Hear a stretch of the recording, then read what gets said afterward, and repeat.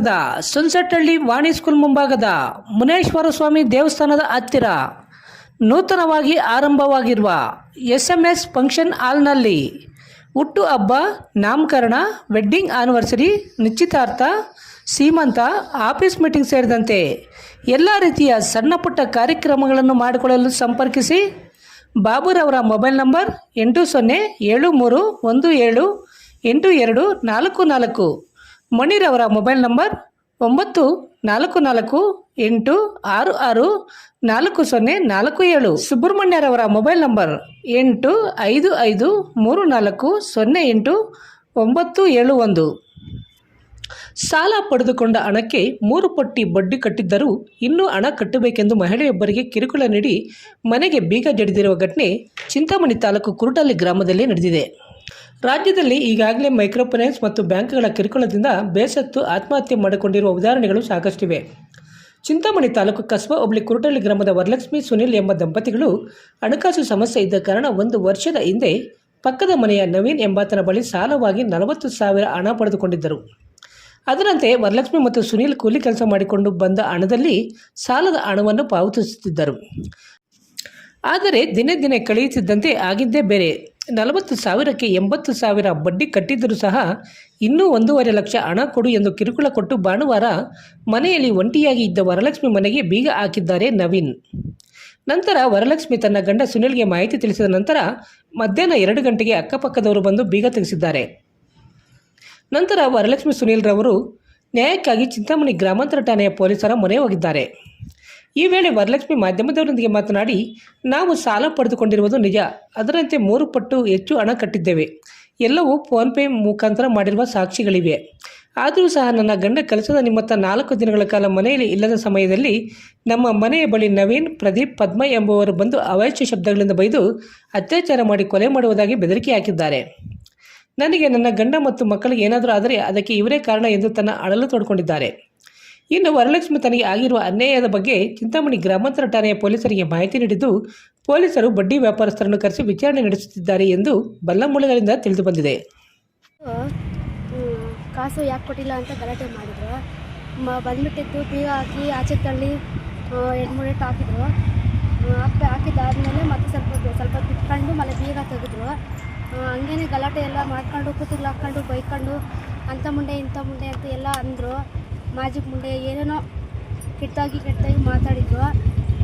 ಮತ್ತು ಸ್ವಲ್ಪ ಹೊತ್ತು ಹಂಗೆ ಬಸ್ಕೊಂಡೇ ಇದ್ದರು. ನಲ್ಲಿ ಪೈಪು ಎಲ್ಲ ಹೊಡೆದಾಕ್ತಿದ್ರು. ಮನೆ ಮುಂದೆ ನಲ್ಲಿ ಪೈಪ್ ಎಲ್ಲ ಹೊಡೆದಾಕ್ತಿದ್ರು. ಚಪ್ರ ಹಾಕ್ಕೊಂಡಿತ್ತು, ಅದು ಸ್ವಲ್ಪ ಕಿತ್ತಾಕಿದ್ರು. ಮರಗಳು ಎಲ್ಲನೂ ಕಿತ್ತಾಕೊಂಬಿಟ್ಟು ಮತ್ತು ಹಂಗೆ ಸ್ವಲ್ಪ ಹೊತ್ತು ಇದ್ಕೊಂಡು ನಮ್ಮ ಯಜಮಾನ್ ಇರಲಿಲ್ಲ. 4 ದಿನ ಆಗಿತ್ತು, 3 ದಿನ ಆಗಿತ್ತು ಹೋಗಿ. ಆವತ್ತು ರಾತ್ರಿ ಗಲಾಟೆ ಆಗಿದ್ದು. ರಾತ್ರಿ 11 ಗಂಟೆಗೆ ಬಂದು ಆವಾಗ ಏನೂ ಮಾತಾಡಿಲ್ಲ. ಆವಾಗ ಸ್ವಲ್ಪ ಹೊತ್ತು ಏನೋ ಹಿಂಗೆಲ್ಲ ಮಾಡ್ತೀರಿ, ನಾವು ಕೊಟ್ಟಿಲ್ಲ ದುಡ್ಡು, ಹಂಗೆ ಹಿಂಗೆ ಅಂತ ಕಳ್ಸ್ಕೊಂಡಿದ್ರು ಆಚೆನೆ. ಹಂಗೆ ಸ್ವಲ್ಪ ಹೊತ್ತು ಆಚೆ ನಿಂತ್ಕೊಂಡಿದ್ರು. ಆಮೇಲೆ ಒಳಗೆ ಕೊಂಡೋಗಿದ್ರು. ಅವರು ಅಲ್ಲೇ ಇದ್ದರು, ಬೈಕಂತಾನೆ ಇದ್ದರು. ನಾವು ಒಳಗೆ ಕೊಂಡ್ಕೊಂಡ್ರು. ಅವಿನು ನಮ್ಮೂರೇ, ನಮ್ಮ ಮನೆ ಪಕ್ಕದಾಗ ಇರೋದು. ಅವರು ಎಷ್ಟು ತೊಗೊಂಡಿದ್ರಿ? 40,000. ಅವಾಗ ಬಡ್ಡಿ ಕೊಡ್ತಾ ಇದ್ರಿ. ಹಿಂಗೆ ಸ್ವಲ್ಪ ಬಾತಿಗೆ ಜಾಸ್ತಿ ಆಗೋಯ್ತು. ಮತ್ತು ಒಂದು 3 ತಿಂಗಳು 2 ತಿಂಗಳು ಇಲ್ಲ ಬಡ್ಡಿ ಕಟ್ಟೋದು ಆಗೋಯ್ತು. ಆಗ ಕಟ್ಟಿಲ್ಲ ಅಂತ ಅಂದ್ಬಿಟ್ಟು ಜಗಳ ಬಂದಿದ್ದು. ಕೊಡ್ತೀರಿ ಇಲ್ಲ ಅಂತ ಹೇಳ್ತಾ ಇಲ್ಲ, ಕೊಡ್ತೀರಿ ಅಂತ ನಮ್ಮ ಮಾತಾ ಕೇಳಿಲ್ಲ ಅವರು. ವಾರ ತಲೆ ತಿಂತಾಯಿದ್ರು. ವಾರ ಸರಿ ನೆಮ್ಮದಿನೇ ಇಲ್ದಿರೋ ಮಾಡ್ತಾಯಿದ್ರು. ಅವರು ಎಷ್ಟು ಕೇಳಿದ್ರು ಕೇಳ್ತಾ ಇಲ್ಲ ಅವರು. ಆದ್ರೂ ಅವರೇನೇ ಕಾರಣ.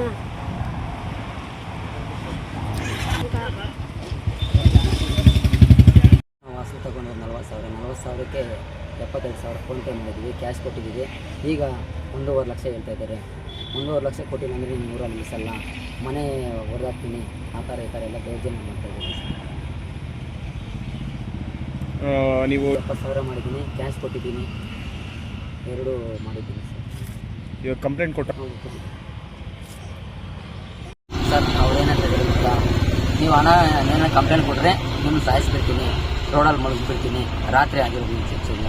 ನಾವು ಮನೇಲಿದ್ದರೆ ಅವ್ರು ಪೊಲೀಸರು ಎಷ್ಟು ದಿನ ನಿಮ್ಗೆ ವೆಯ್ಟ್ ಮಾಡಲ್ಲ, ಅವರು ಕಾವಲಿರಲ್ಲ, ಅವರು ನಾವು ಹೊಡೆದ್ಬಿಡ್ತೀವಿ, ಆಮೇಲೆ ಪೊಲೀಸರು ಬರ್ತಾರೆ, ಆ ಥರ ಈ ಥರ ಮನೆಗೆ ನುಗ್ಗಿ ನೀನು ಇರಲ್ಲ, ನೀನು ನೈಟ್ ಇರಲ್ಲ, ಮನೆಗೆ ಬಂದು ನೀನು ಹೆಂಡ್ತಿನ ಹಿಡ್ಕೊತೀನಿ, ರೇಪ್ ಮಾಡಿಬಿಡ್ತೀನಿ, ಆ ಥರ ಈ ಥರ ಅಂತ ಹೇಳ್ತೀನಿ.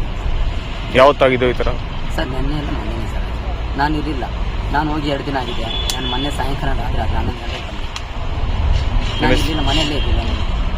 ನಿಮ್ಮ ಹೆಸರು? ನಮ್ಮ ಹೆಸರು ಸುನಿಲ್ ಅಂತ. ನವೀನ ಅಂತ ಅವರು. ನವೀನ, ಪದ್ಮಮ್ಮ, ಪ್ರದೀನ್ ಇವರು. ನಿಮ್ಮ ಹೆಂಡ್ತಿನ ಈ ಥರ ಮಾಡ್ತೀನಿ, ನೀರಲ್ಲ, ನೀನು ನೈಟ್ ಡ್ರಾಮಾಗೆ ಹೊರಟೋಗ್ತೀಯಾ, ಆಮೇಲೆ ಬಾಗಿಲು ಹೊಡೆದಾಕ್ತೀನಿ, ಮನೆಗೆ JCB ತಗೊಂಡು ಲೆವೆಲ್ ಮಾಡಿಬಿಡ್ತೀನಿ, ಬೆಂಕಿಗೆ ಬಿಡ್ತೀನಿ ಅಂತೆಲ್ಲ ಅದಕ್ಕೋಸ್ಕರ ನಾವು ಪೊಲೀಸರ ಹತ್ರ ಬಂದಿದ್ದೀವಿ. ನಾನು ಬೆದರಿಕೆ ಇದೆ ಅವ್ರ ಕಡೆ ಹೇಳು. ನಾವೇನು ನಮಗೇನು ನಮಗೆ ನಮ್ಮ ಹೆಂಡತಿಗೆ ರಕ್ಷಣೆ ಬೇಕು. ಅವರಿಂದ್ರೆ ನಮ್ಗೇನೋ ತೊಂದರೆ ಆದರೆ ಅವರೇ ಹೊಣೆ, ನಮ್ಗೆ ರಕ್ಷಣೆ ಕೊಡಬೇಕು. ಹಾಗಾಗ್ಬಿಡ್ತೀವಿ. ಮನೆಗೆ ಬಂದು ನಾವಿರಲಿಲ್ಲ. ನಮ್ಮ ಮಿಸ್ಸಸ್ ಒಬ್ಬರು, ಮಕ್ಕಳು 3 ಹೆಣ್ಮಕ್ಳಿದ್ರು. ಮನೆಗೆ ಬಂದು ಬೀಗ ಹಾಕ್ಬಿಟ್ಟು ನಮ್ಮ ಮಿಸ್ಸಸ್ನ ಹೊಡೆದ್ಬಿಟ್ಟು ಆಚೆ ಹಾಕ್ಬಿಟ್ಟು ಮತ್ತೆ ಬಂದು ಯಾವಾಗ 2 ಗಂಟೆ ಮೇಲೆ ಬೀಗ ತೆಗೆದಿದ್ದಾರೆ. ರಾತ್ರಿನಾ? ಮಧ್ಯಾಹ್ನ. ಯಾವತ್ತು ಇದು ಆಗಿದ್ದು? ನೆನ್ನೆ ಎಲ್ಲ ಮೊನ್ನೆ ಸರ್. ಭಾನುವಾರ ಸರ್.